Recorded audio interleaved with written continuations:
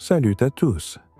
Aujourd'hui, je vais partager avec vous une histoire fascinante sur un livre qui a traversé les âges, survécu aux épreuves du temps et touché les vies de millions de personnes, la Bible.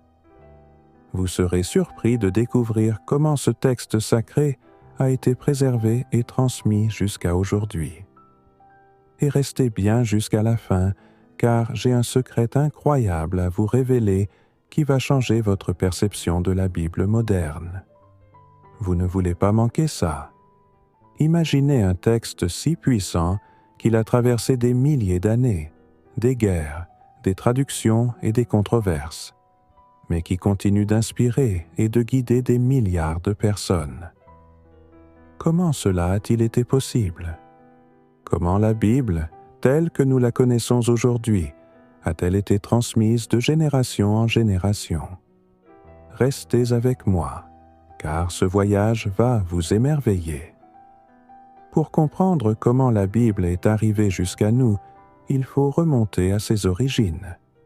D'abord, les livres de l'Ancien Testament ont été écrits en hébreu, mais Daniel 2,4 à Daniel 7,28 a été écrite en araméen, langue officielle d'Orient depuis le 8e siècle avant Jésus-Christ, tandis que le Nouveau Testament est en grec ancien.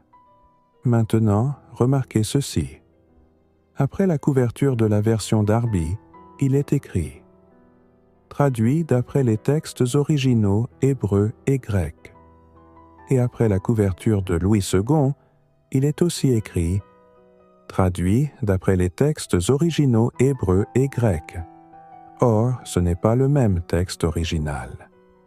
Puis, en second lieu, au XVIe siècle, à la demande des Vaudois, le prédicateur Robert Olivetan, cousin de Jean Calvin, traduisit sur les originaux une meilleure version de la Vulgate, version qui fut éditée en 1535 et qui servit de support à la Bible de Genève, d'Osterwald et à la synodale. Cette version demeura la plus fidèle aux textes originaux maîtres jusqu'à celle de l'avocat John Nelson Darby en 1859. Mais pourquoi est-ce si important?